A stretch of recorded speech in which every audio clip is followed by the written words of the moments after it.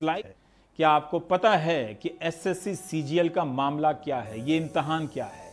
इस तरह के ट्वीट में छात्र लिखते हैं कि स्टाफ सिलेक्शन कमीशन सीजीएल 2018 की परीक्षा के रिजल्ट का इंतजार करीब 850 दिनों से लटका है, रिजल्ट नहीं आ रहा है। एसएससी सीएचएसएल 2018 की परीक्षा का रिजल्ट 540 दिनों से भी ज्यादा समय से अटका पड़ा है, इंतजार हो रहा है। एमटीएस 2019 की परीक्षा का रिजल्ट करीब 490 दिनों से अटका है, यानी रिजल्ट नहीं आया है। छात्र लिखते हैं कि यह सिर्फ नंबर नहीं है, बल्कि इतने दिन उनके बर्बाद हुए हैं। रिजल्ट आता तो नौकरी करते, सैलरी लेते, घर चलाते। 8 महीने से ज़्यादा हो चुके हैं, टीयर 3 का अभी तक रिजल्ट नहीं आया है फाइनल। ठीक है, 850 से ज़्यादा दिन हो चुके हैं 2018 एग्जाम को, टीयर 3 का भी रिजल्ट अवेटिंग है। उसके बाद टीयर 4 होगा, टीयर 4 के बाद भी काफ़ी ज़्यादा प्रोसेस होता है, फिर फाइनल रिजल्ट आएगा, उसके बाद ज्वाइनिंग में भी बहुत ज़्यादा टाइम लगता है। मेरी सिस्टर ने एसएससी सीजीएल 2018 दिया था, उसमें बहुत अच्छे मार्क्स है और उसका आराम से सिलेक्शन हो सकता है। उसने उसके लिए बहुत मेहनत करी थी। पहली बात तो उसका पेपर का नोटिफिकेशन 2018 में आया और उसका एग्जाम 1 साल बाद 2019 में लिया गया। 2019 में लेने के बावजूद भी कि सरकार को और इस संस्थान को शर्म आ जाए कि हम जल्दी से प्रोसेस कंप्लीट करें, इनने वो भी नहीं करा। सुशांत सिंह राजपूत डेथ हुई, सुसाइड हुई, जो भी हुआ, सब ने मेंटल हेल्थ के बारे में बात की, मेंटली फिट कैसे रहे, लेकिन किसी भी न्यूज़ चैनल ने हम स्टूडेंट जॉब एस्पिरेंट्स के ऊपर बात ही नहीं की। हम किस मेंटल फेज से गुजर रहे हैं, हमारे अंदर क्या क्या डिप्रेशन है, जॉब टाइम पे जॉब ना मिलने की वजह से, हमारी मेंटल हेल्थ की किसी को चिंता नहीं है। ट्रेंड कराने वाले छात्रों ने बताया कि मार्च से लेकर आज तक कम से कम 9 बार ट्रेंड करा चुके हैं एसएससी की परीक्षा के संबंध में, जिसमें कभी 10,000 तो कभी 2 लाख से अधिक ट्वीट हुए। किसी का ध्यान तभी क्यों नहीं गया, यानी प्रधानमंत्री के राजनीतिक विरोधियों की नजर तभी गई जब उनके वीडियो को डिसलाइक मिली। लाइक कितनी मिलती थी ये तो पता कर लें मन की बात के यूट्यूब वीडियो की। क्या इसके बाद रिजल्ट निकलने लगेगी, नौजवानों की ज्वाइनिंग होने लगेगी? मुझे नहीं लगता कि ऐसा होगा। हो जाएगा तो मुझे बहुत खुशी होगी। 492 दिनों से रिजल्ट नहीं आ रहा है, 846 दिनों से रिजल्ट नहीं आ रहा है। यही नहीं, यूपी में 69,000 भर्ती पूरी करो, 4,000 उर्दू भर्ती पूरी करो। इस तरह के आए दिन ट्रेंड होते रहते हैं, राजस्थान से भी, मध्य प्रदेश से। तब लोकसभा का चुनाव आने वाला था, कई भर्तियों के नतीजे आए भी दबाव में और लोगों को ज्वाइनिंग लेटर मिला, मगर चुनाव बीतते ही बातें खत्म हो गई। आपको एक और उदाहरण से समझाता हूं। चुनाव के कारण 2018 में रेलवे ने वैकेंसी निकाली, सहायक लोको पायलट की। ये एक छात्र का ही मैसेज है जो ट्विटर से लिया है मैंने, वही पढ़ के बता रहा हूं। पूर्वी रेलवे में 400 सहायक लोको पायलट परीक्षा पास कर ट्रेनिंग का इंतजार कर रहे हैं, कोई जवाब नहीं दिया जाता है। सोचिए, महीनों से बिना सैलरी के घर बैठे हैं ये जवान। लिखते हैं कि परीक्षा का नोटिफिकेशन जारी होता है 2018 के साल में, अगस्त 2018, जनवरी 2019, मई 2019 में परीक्षा के चरण पूरे होते हैं। जून 2019 में मेडिकल की प्रक्रिया शुरू होती है, मेडिकल जांच की। 5 महीने बाद नवंबर 2019 में पैनल बनता है सफल उम्मीदवारों का। जनवरी 2020 में इन्हें डिवीजन दिया जाता है कि आपकी नियुक्ति इस डिवीजन से होगी, जैसे भोपाल डिवीजन या गोरखपुर डिवीजन। अप्रैल से इन्हें ट्रेनिंग पर जाना था, मगर मामला स्थगित है, कोई अपडेट नहीं है।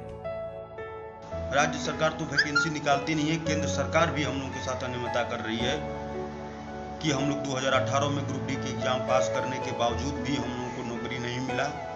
आशिक पेपरों में दे दिया गया कि अधिकारियों को सस्पेंड कर दिए हैं, जो भ्रष्ट अधिकारी हैं उनको निकाल दिए हैं, आप लोगों को जल्द से जल्द नौकरी पे दिया जाएगा, लेकिन अभी तक कुछ पता नहीं चला। रेलवे प्राइवेटाइज हो रही है, हम लोग को आगे जॉब मिलेगा कि नहीं, या हम लोग का फॉर्म ऐसे ही बर्बाद हो जाएगा। गवर्नमेंट बस पॉलिसी पे पॉलिसी ही बनाती है, लेकिन उसको सही रूप से इम्प्लीमेंट कैसे हो, उस पर कोई ध्यान ही नहीं देता है। हमारे देश में परीक्षा प्रक्रिया इतनी धीमी है कि एक परीक्षा को पूरे होने में 2 से 3 साल बीत जाते हैं। हमारे देश में रोजगार होते हुए भी, वैकेंसियाँ होते हुए भी, फिर भी किसी को रोजगार नहीं मिलता। करीब 1 करोड़ के आसपास नौजवानों ने रेलवे की इस परीक्षा के लिए फॉर्म भरे थे, जिसे 1 साल में पूरा करने का दावा किया गया। मगर आपने देखा कि 2018 से अगस्त सितंबर 2020 आ गया, अभी तक प्रक्रिया पूरी नहीं हुई। आए दिन सहायक लोको पायलट के सताए ये नौजवान ट्विटर पर ट्रेंड कराते हैं, कोई ध्यान नहीं देता है। इन्होंने पुरानी नौकरी छोड़ दी, नई नौकरी नई सैलरी कब मिलेगी किसी को पता नहीं। साल में 2 करोड़ रोजगार देने का वादा था भारत सरकार का। रेलवे मंत्रालय 2 साल में 1 लाख पदों की भर्ती की परीक्षा पूरी नहीं कर सकता। धीरज रखिए, रेलवे की एक और परीक्षा के बारे में बताने जा रहा हूं, NTPC non technical popular category.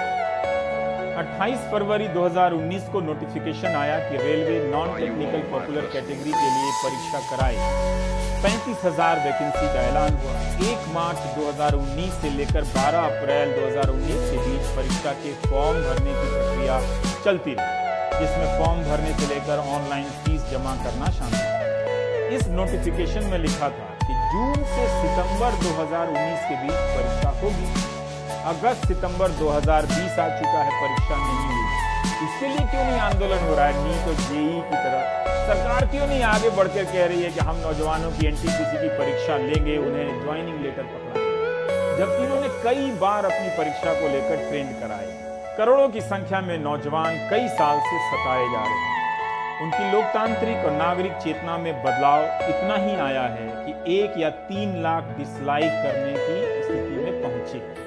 अंग्रेजी में ऐसे मौकों पर अभिव्यक्ति का एक तरीका है, कंधे को झुकाकर आई मीन कम ऑन कहने का। रोजगार का सवाल टफ क्वेश्चन का सवाल है, मुश्किल प्रश्न है। बात सिर्फ रिजल्ट और ज्वाइनिंग की नहीं है। आज की नौकरियां ज्यादातर कॉन्ट्रैक्ट की होती जा रही है। आधी सैलरी मिलती है, बाकी नहीं मिलती।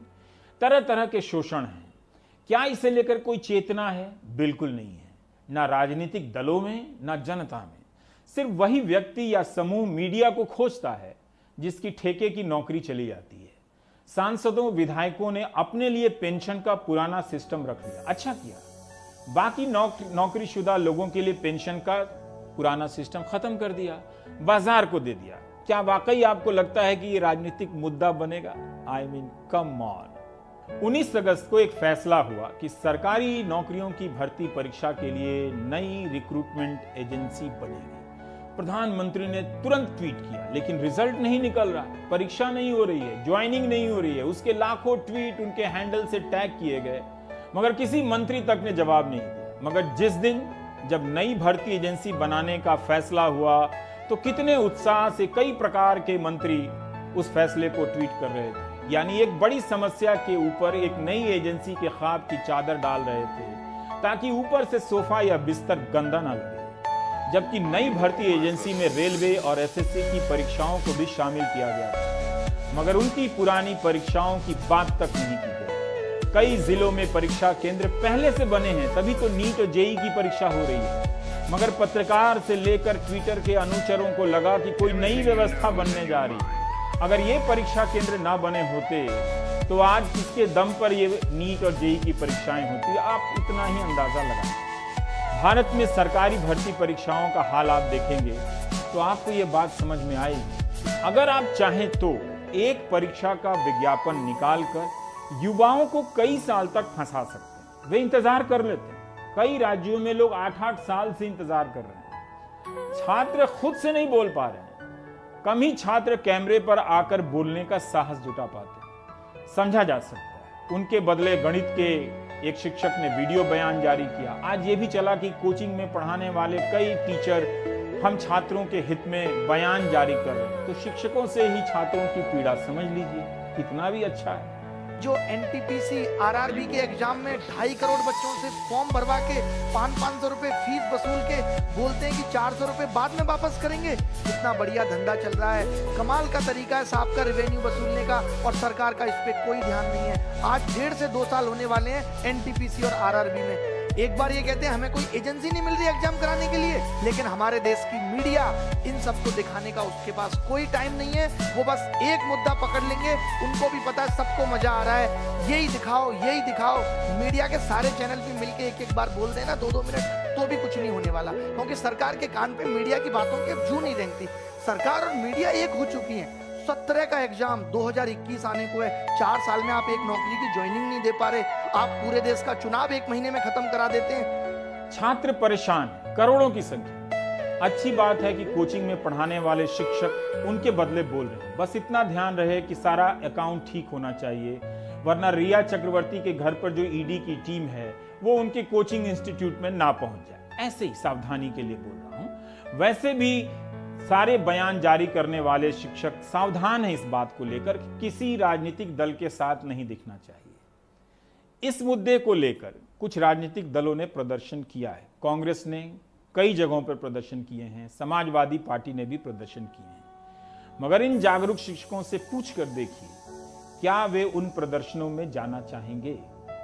जब जनता विपक्ष से दूरी बनाने लगे तो वही होता है जो पहले कह चुका हूं। जनता के भीतर विपक्ष मरता है, जनता के भीतर लोकतंत्र मरता है। मीडिया सिस्टम में संख्या का महत्व समाप्त हो गया है। ऐसी समस्याएं भी कवर नहीं होती हैं और दूसरे भी नहीं देखते जिनसे लाखों लोग प्रभावित होते हैं। जहां सुशांत सिंह राजपूत के वीडियो को 10 लाख 20 लाख व्यूज मिल रहे हैं, वहां 1 लाख या 3 लाख डिसलाइक का कोई मतलब?